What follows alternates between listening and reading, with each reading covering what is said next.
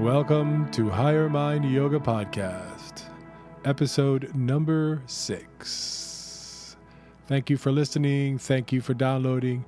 Thank you for supporting. If you haven't yet, head on over to highermindyoga.com.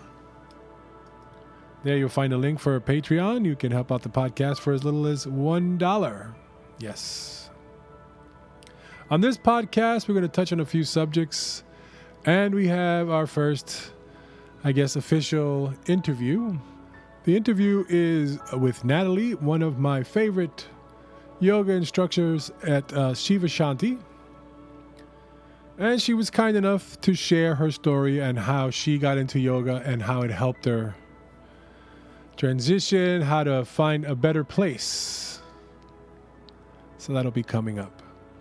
But first, what I wanted to share with you, I've been delving deep, and just digging up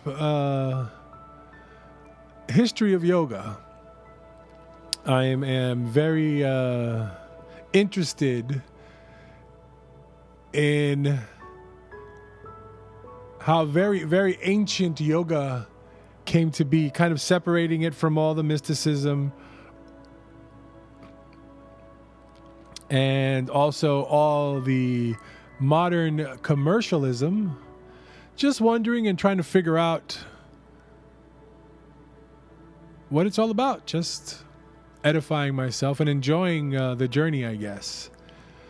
So on the other podcast, I mentioned the SOAS and James Mallison and his research that he's doing. And I also, the book is also co-written by Mark Singleton, and he published his own book, which is probably worth getting. I haven't gotten it yet. It's called Yoga Body, The Origins of Modern Posture and Practice. And some consider this a groundbreaking book. So here's a brief synopsis review. Mark Singleton calls into question many commonly held beliefs about the nature and origins of postural yoga, asana, and suggests a radically new way of understanding the meaning of yoga as it is practiced by millions of people across the world today. Singleton shows that contrary to popular belief, there is no evidence in the Indian tradition for the kind of health and fitness-oriented asana practice that dominates the global yoga scene of the 21st century. Singleton's surprising and surely controversial thesis is that yoga as it is popularly practiced today owes a greater debt to modern Indian nationalism, and even more surprisingly to the spiritual aspirations of European bodybuilding and early 20th century women's gymnastic movements of Europe and America than it does to any ancient Indian yoga tradition. This discovery enables Singleton to explain, as no one has done before, how the most prevalent forms of postural yoga like Ashtanga, Bikram, and Hatha yoga came to be hugely popular phenomenons they are today, drawing on a wealth of rare documents from archives in India, the UK, and the USA, as well as interviews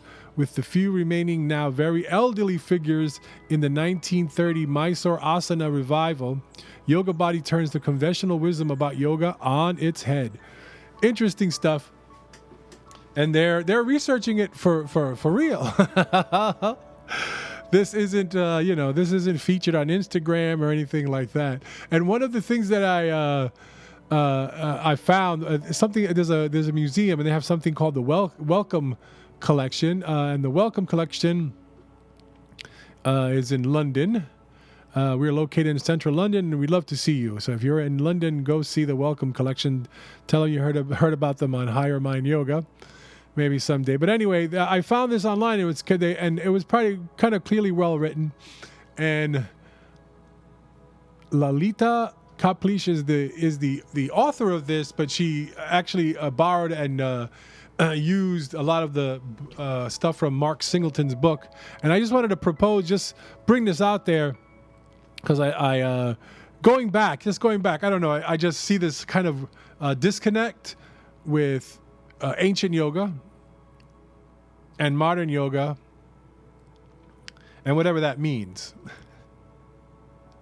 So just, I guess, a little bit of a history lesson on some of the originators of and practitioners of yoga.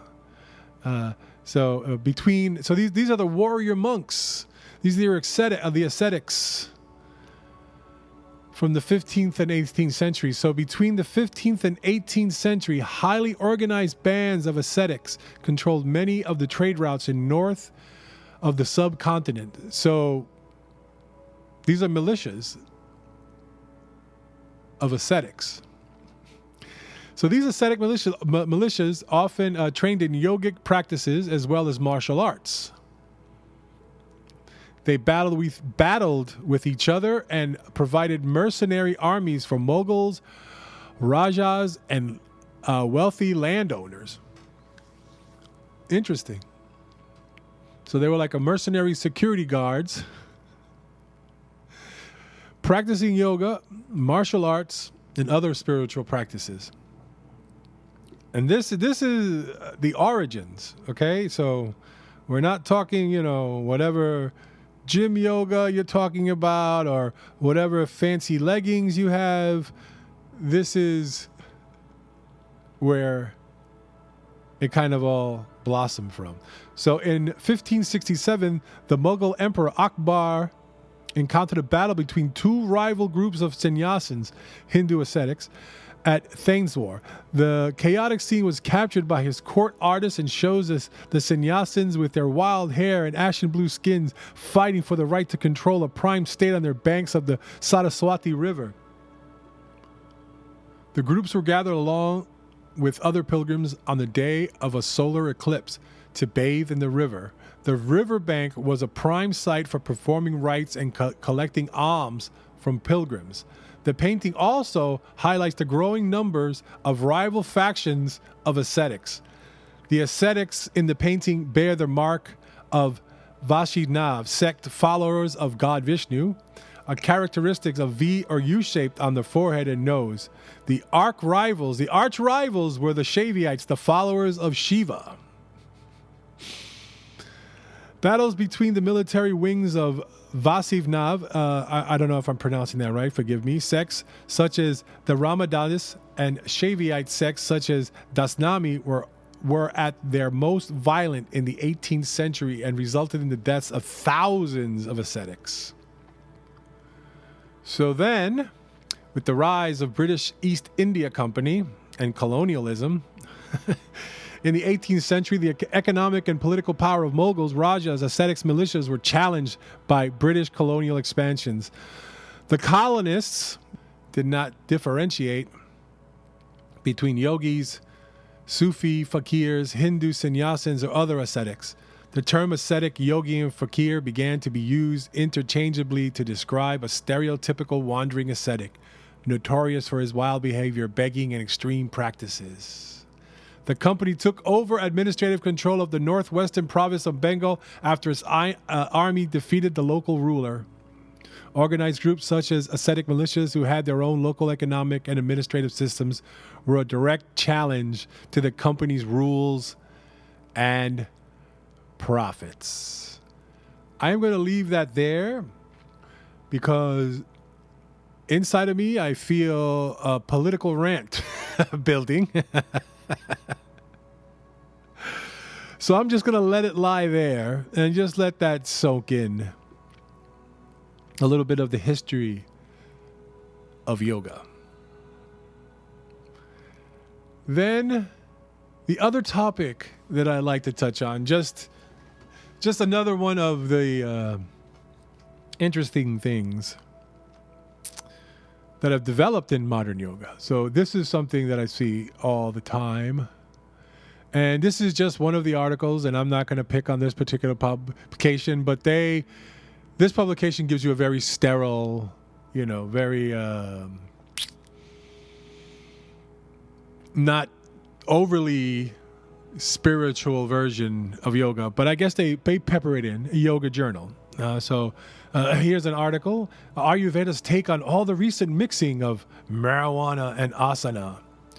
And then, it's so elegantly written with, and then this is the subtext, with the legalization of marijuana, weed, yoga classes. Like, who's writing this? Oh, Andrea Rice. Use your vocabulary a little bit better. Weed. It's called cannabis. It's a plant. It has flowers. So it goes on and on and on. And supposedly they bring on some Ayurvedic practitioner. And of course, the tamasic part of cannabis comes up, but there's never any talk of ritual, spiritual use, or anything like that in these articles. You could tell they're tempered by some kind of reefer madness that was bestowed upon the world by the United States. Going back in history. Going back in time, plants have been medicinal, spiritual, teachers, every kind of aspect, and a lot of people have paid dearly with their lives. So I would read the article, but it's not very well written, and it's just one of the other ones that doesn't really give you any real, substance to the use of medicinal plants. It just says, no, cannabis is bad, and we got to get that evil THC out because we're going to get CBD oil and we're going to make a lot of money out of it. That's what the tone is. Not in this article, but just overwhelming. And do they know there's something called an entourage effect? We need all of them. We need of all the compounds in a plant. When they strip away particular compounds, it doesn't work as well. And I'll just piggyback on this little thought that I had there. There are giant opioid pharmaceutical companies that are holding back and helping stop the production of cannabis, even if you grew it at your own home as a house plant. You know why? Because there's medicine involved. And what these companies do is what they've done is they'll take a product like THC, that compound in it, and distill it and make it just to that one compound. So and they say, oh, but that plant is evil, the evil plant, but we're going to create this compound and we're going to give it to people. And guess what that does? That makes people even sicker. It's like stripping away all the fiber, all everything. Here, take this without everything else to cushion it, to make it more palatable, for it to work synergistically with other compounds in it. This is where we stand. So, one proponent, and I think I mentioned Baba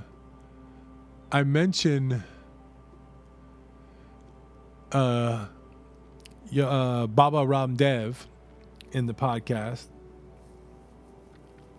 But it's interesting. Okay, so Baba Ramdev, very popular in India.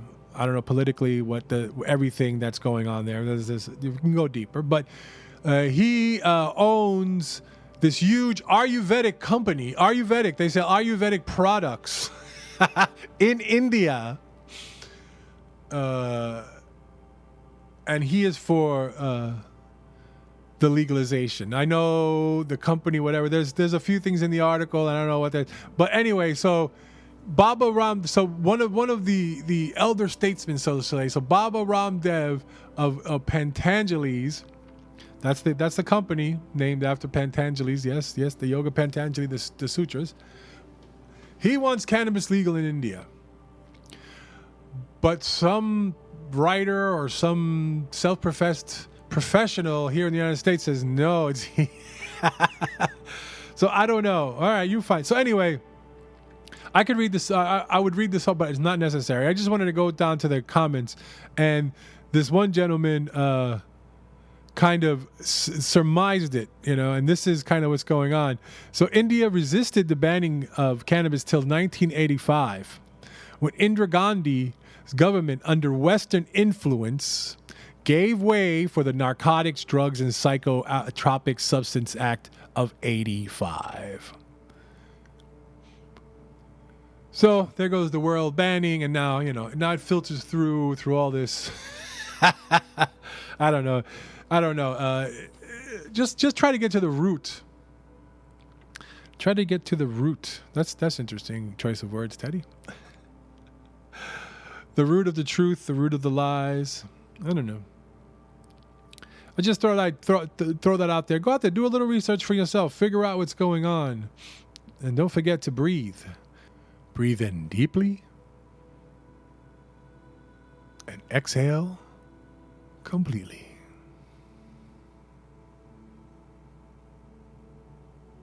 Coming up next, my interview with Natalie. Take a listen. Even though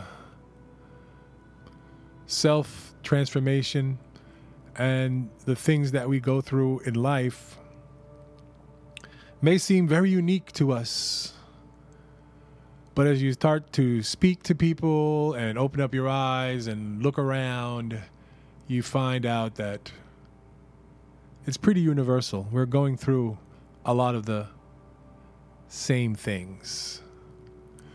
And hopefully, more of us are awakening, realizing, and taking a step back. So without further ado, a Higher Mind Yoga interview.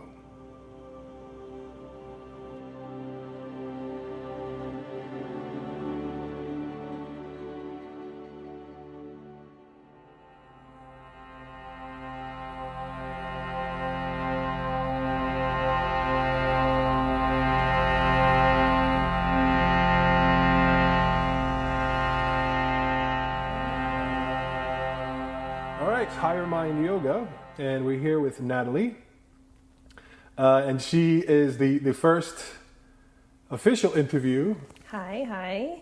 And she is one of the beings that I guess has witnessed some of my transformation. So I wanted to bring people on the podcast, saw my transformation, and then what I did was ask them about their transformation. And Natalie had a story, and she wanted to share it. She's also one of my favorite yoga instructors at Shiva Shanti Yoga here at Rutherford, New Jersey. I guess it's a home away from home. Yeah, for most of us, yeah. At this point. And I asked Natalie to share a story with the podcast and us, and she was so nice to do that. So Natalie, tell us about you. Well, thank you for having me. It's a pleasure to share my story with you guys. So how did I get into yoga, right? Yeah, that's a good one. Okay, so as a kid, I've always loved yoga. I would watch, my sister would go to the gym and I would watch these ladies do all these different types of shapes. I'm like, what is that? And I knew right away that it wasn't just a physical thing. Just seeing them as they moved, I felt like there was some kind of spiritual aspect to it. Mm-hmm. And I think that's what really, really drew me in. So I really wanted to join up, and I wasn't able to because I grew up in this religious, it's almost a little bit of a cult. It was tough growing up. It would be sacrilegious if I took a yoga class, pretty much, right? A strict religious upbringing. Really very, very extreme, strict religious upbringing. But I always loved it. So in my room, I would, copy these yoga poses that these women would do in the gym, just hiding in my room because I loved it. I would, put some incense on when my parents weren't home, and I'd do all these things. And, little by little, we left that religion, and I started getting into fitness, and I was a spin instructor. And then I was finally able to take yoga classes. So I did at the gym. Mm-hmm. And I fell in love with it, but I knew there was more. I knew, I started doing my research and reading on the philosophy, and I fell in love with it. And I decided to become a yoga instructor, to teach yoga. And I felt it saved me in a lot of aspects in life. I had a bad marriage. I was also in an abusive marriage, and he was also the same religion. So it was tough. It's one of those things, you get married and you're supposed to stay there till death do you part. Yeah, it doesn't matter. You're kind of stuck. Yeah. You're stuck there, right? So I felt in a way that I failed, and I was also afraid to reach out for help. And really, yoga and meditation, just not the physical aspect of yoga, but just the philosophy behind it, and through pranayama and through breath work, it's really helped me to tap into my breath and to ground myself and to accept myself for who I am, and pretty much not give a shit about what anybody else thinks, And I was able to leave, my religion, and yeah. And so was there like a specific moment, like while you were doing asana or meditation or anything, where you kind of felt a breakthrough? Is there any specific moment, or was it just like a flow? Like kind of all of a sudden you were at one end. Was there a specific moment at all? Oh, you mean like a kind of awakening? Yeah, like you felt it, like you're like, oh, you're like, you know what I mean? Like kind of like that moment where you like step back maybe and go, wait a minute. Yeah, I think it was even before yoga. Before yoga that happened for me. I knew that I was different than other people, and I felt like I didn't really fit in with society, and I would always question everything. I'm always like, but why? Right. Yeah.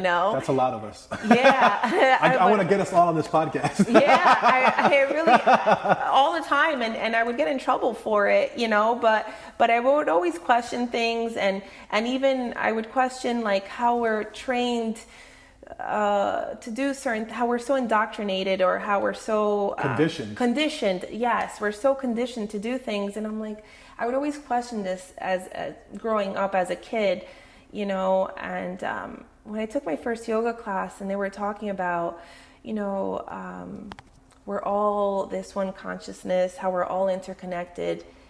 I've never heard that in any church, but I always had a feeling that we were. And when they were giving this Dharma talk, I just bursted out in like tears, because it just resonated with me. Mm-hmm. Whether it's true or not, right. I really do I feel like we're all interconnected, and there's so much separation in the world, and we only understand things by putting things into labels. Mm-hmm. For example, I am Natalie, you are Teddy, you're maybe, let's say, I'm a yoga teacher, whatever it may be. We place these roles, and this is how we identify ourselves, when we should really just identify each other as humans. That's what we are in this human experience. Mm-hmm. So I don't know, once I started diving into the yogic philosophy, I think it was like that right away, it just started happening fast for me. It wasn't like it's a progression, but it wasn't like, I took yoga for a little bit and then maybe I got stuck, or maybe I was questioning things. It's just, I don't know, I just embraced it right away. I felt like it was something that really resonated deeply within me, even though it was something new. And I was also very skeptic as well, because I was already, kind of in this cultish condition, and so I was very skeptical. But as just, doing my own research and going to classes, there's definitely some sort of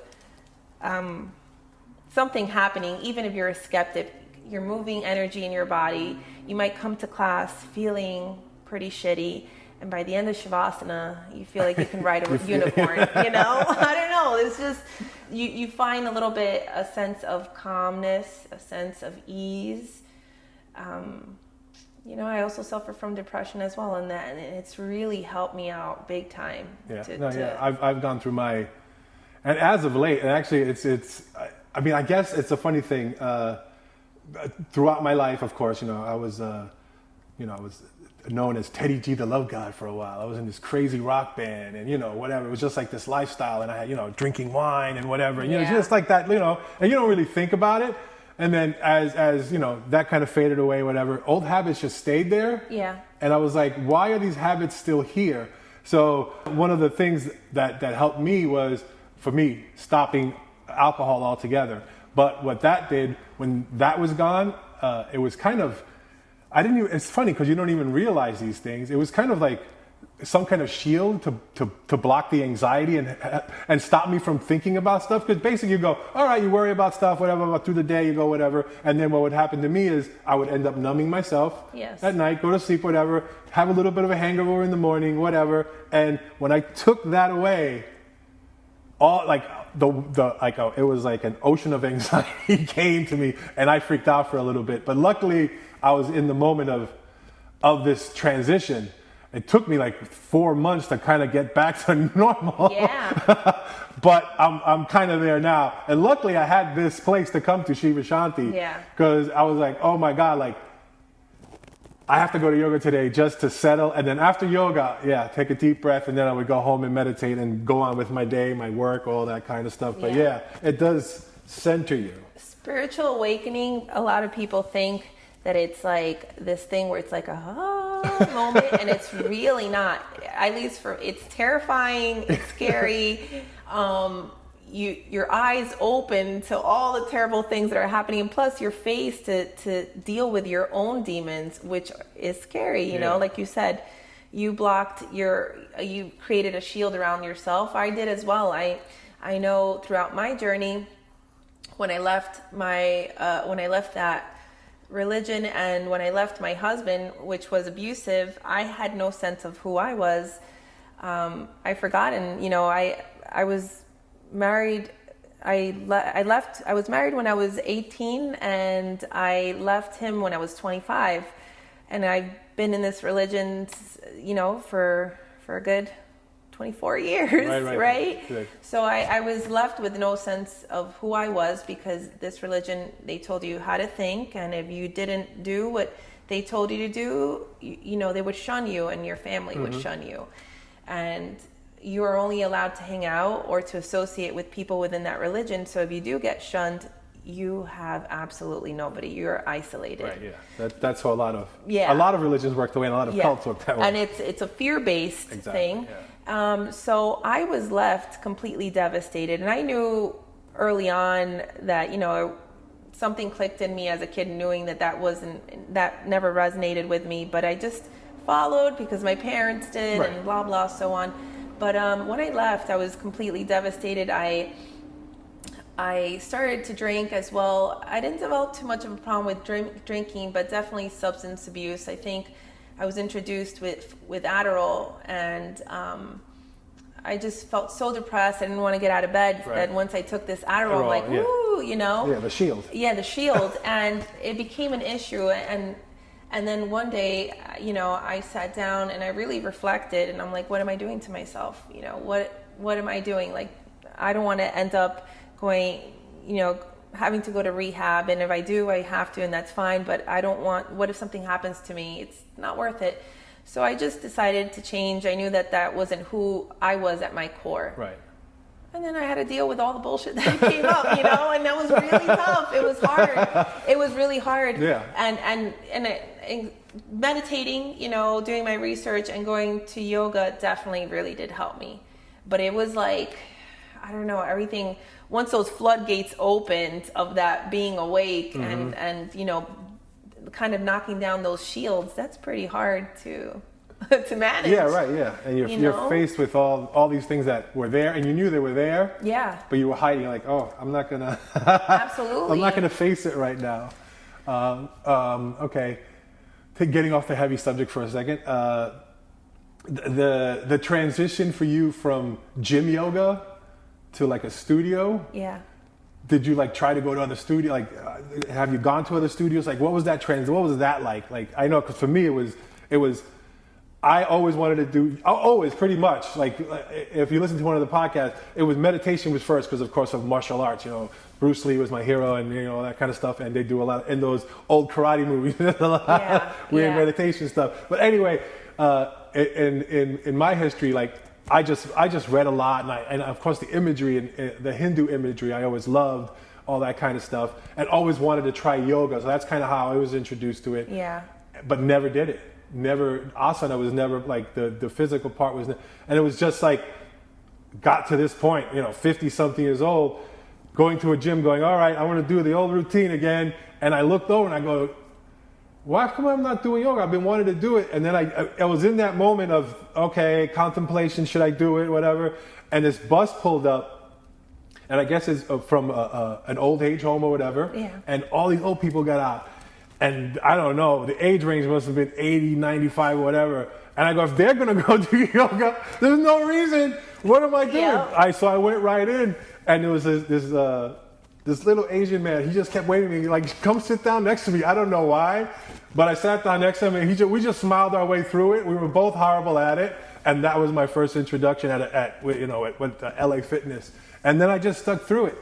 So you come from a different aspect, because you were fit when you started that, and physically fit. Yeah. Isn't it funny how life works? How the universe is like, it hip checks you in the lane that you're supposed to be. You know, that Asian guy's probably like, hey, come over here. This is exactly where you're supposed to be. That's pretty cool. For me, that transition, you mean from spin to yoga? How that you wanted to do yoga, and then you started doing yoga, and then from there to a studio, and just a little bit more getting more spiritual aspect. Right, yeah. Okay. So for me, at the gym that I worked at, they had Hatha yoga, Vinyasa yoga, and I really liked one of the teachers there. I mean, they were all great, but one I really gravitate towards too, and she would do a lot of Dharma talks, and I loved it. Mm-hmm. I felt like it really helped me on the days that my head was like all over the place. I'm like, let me go and see what she has to say. It's a message for someone, but either way, we can all integrate that message. We can all learn from one another and from anybody's experience. And I don't know, it was just something in me. I was like, this is great at the gym. I'm like, I wonder what they do at the studios. I'm like, I wonder, like, with the candles and with the harmoniums or the spiritual music, because I would listen to that at home. I had my own little playlist. I know at the gym they would play like whatever.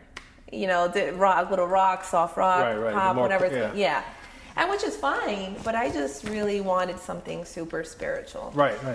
And my first real studio experience that I fell in love with was here at Shiva Shanti. Yeah, I loved it. Yeah. And Felice was teaching, and her, she's great, I took her class, and I was like, is she talking to me? I'm like, maybe I should wear an aluminum foil hat so she doesn't get inside my head, because she's so good at her talks. And even if the focus is on a certain topic, like out of nowhere in class, she'll come out with something else that you just, at least for me, that I needed to hear. And I just fell in love with it. And then I was like, you know what? I felt a strong connection with Felice. She seems like very, very motherly. In yoga, there's a thing, it's called kapha, which is very grounded. Mm-hmm. And I was like, sign me up. She was like, how long have you been practicing yoga? I'm like, seriously? Or, I'm like, I've practiced for like a good 4 or 5 years, but not seriously. I'm like, I'm just diving in now. And she took me in with open arms. She would tell me when I would do something correct or incorrectly, but everything was with loving guidance. And the experience of the yoga teacher training program itself was life-changing for me. It really broke down some of these walls that I've been holding on to, and some of the conditioning that we're brought up with that is so hard to let go of. Every Sunday she had this karma yogi come in. His name is Mortaza, and he talks about the philosophy, and he has a guru in India, so he'll share some information with us about his guru. Mm-hmm. And every time he would come in, I'm like, grab the box of tissues, here we go. I felt like it was a therapy session. I let go a lot of things, a lot of hurt, a lot of pain that I held on to. And it was a lot of healing going on. And I don't know, it was just beautiful energy. I love it. I feel like all us yogis, we find our path sooner or later. Things happen in life. Like, life starts to give you little nudges first. And if you don't listen, it just hip checks you into your lane, you know, and it's like, hey, here you go, you know. But awareness is key, because you can get hip checked a couple of times and you're like, all right, whatever. Definitely, I think yoga, you have to go in with an open mind and an open heart, and you know, not be so serious about it. Yes, it's a serious and respectful practice, but it's also light at heart as well, you know. And that's why I always say they call it a practice, because it's a practice. It's not a perfection. You know, sometimes we get lost looking at Instagram and there's so much pressure. Sometimes people are afraid to go to a yoga class, you know, because they think that every pose is supposed to look like Instagram, and it's really not. Not. It's about the functionality of the pose. And I don't know, I think yoga has taught me, if anything, to be patient with myself. It's all a journey, right? To the pose, to the emotional aspect, and to learning. But exactly. Yeah, talking about the presumptions on Instagram. So one of my inspirations to do yoga. There's been a few, but one was this guy. His name is Baba Ramdev. Okay. And he owns this big. He's got a long story. They made like this TV series in India, and you can watch it on Netflix. It's very painful to watch, because he was abused as a child and all this stuff, but now he's like this guy. So whatever, he's like this guru, big guru, and so you go to Instagram, you see all these wonderful people, and a lot of them are completely in perfect shape and whatever. I'm like, oh man, who's gonna do yoga? And I start searching on the internet, and I go, Baba Ramdev, Surya Namaskar. His Surya Namaskar is the most craziest, sloppiest. And it's a stadium of people doing it, and everybo's a wreck. So I was like, this is a good way to start, because I'm just as much of a wreck, but this guy, he's a guru in India teaching, so I guess I'm just in line. Yeah. So I don't have to look at Instagram to feel the validation. Where you go, this is a photo shoot. Yeah. This is not you doing your practice, this is a photo shoot. And then you hear interesting stuff about the woman who used to pose in a bikini on mountaintops, and then finally she went to one mountaintop and just fell off the mountaintop. Oh my gosh. Yeah, just like doing these poses. Yeah, and just like a false conditioning, creating this false narrative. That's not really happening. No. Not really happening at all. They make it look pretty, but they definitely ate the floor a couple of times on those arm balances. I know I have, at least when I try to pose for a picture, for class. I laugh. I'm like, it ends up looking so pretty at the end, but people don't see the process to get into this pose. Exactly. That's the problem. No, people don't see it. Let's see what we're doing here. Oh, we're doing pretty good. All right, so we've come through. So now you're at this stage right now, and you've been a yoga teacher for a while. You're the 200 hour, and now you're planning on expanding and moving on. Do you want to talk about that a little bit? Yeah. Like I said, I feel like the more that I learn, the more I realize that I know nothing. Because there's so much information out there, and especially when it comes to this, because it's it's crazy. If you go back to the history, the first texts of yoga, it's 5,000 BCE. Yeah. What? Yeah. But there's a lot. Way back. Yeah, right? There's a lot. There's a lot, and I feel like it's my heart's calling, and yoga has done so much for me in the process of my healing and bringing me peace of mind, and just really sounds cheesy, but honestly, I'm a flighty person. Sometimes I go here, I recycle old thoughts and whatever it may be, and yoga really helps me to just be in the present. Like it just pulls me in. So I want to help others the way that yoga has helped me. And I definitely want to expand on my teachings, and one of my dreams is to go to India. Awesome. Yeah, and I want to do my 300 hours there, just because I love the school that I'm at. It's great, and but I want to just get an experience of traveling to India. Yeah, of course. Yeah. And I'm married, and my husband, he is the best. He's super supportive. He's amazing. You know, I remarried, and he's totally opposite of That's good. Of what I had before. And he's so encouraging, but he's like, babe, I'm not going with you to India. I love you. He's like, have fun. He's like, I'll hold down the fort. I'll take care of the dogs. He's like, I'm so proud of you. He's like, you go do that. So I know that if I do visit India, it can't just be a pilgrimage, to just stay in an ashram and vacation, because it would be different if I was single. But I definitely want to go visit and come back with something that I can share with others. Right, make it impactful. Right? Yeah, absolutely. So I definitely want to take a trip to Rishikesh. There's a school that I've been looking at, and it's a month program. It's intense. I think you wake up like 5 in the morning. It's meditation. By the time you're done with your class, it's at 8 at night. Mm-hmm. Then you have time to study or face plant your pillow and fall asleep, But I'm excited for it. I'm very thankful. Felice, my teacher here at Shiva Shanti, she's very encouraging. She's always encouraged us to keep studying, keep moving forward. Yeah. Everything is a progression. You only get stuck when you think you know everything. Right. And I don't think that exists. No, and hopefully, yeah. So I think, I just want to keep growing as a person, as a teacher, and I'll do that by keep teaching, as I keep getting more experience and interacting with different people, but also, diving into my studies. And I want to learn more about the philosophy, more about the kriyas, meditation, and the science behind it as well. They break it down for you. So just go a little bit deeper, dive in deep.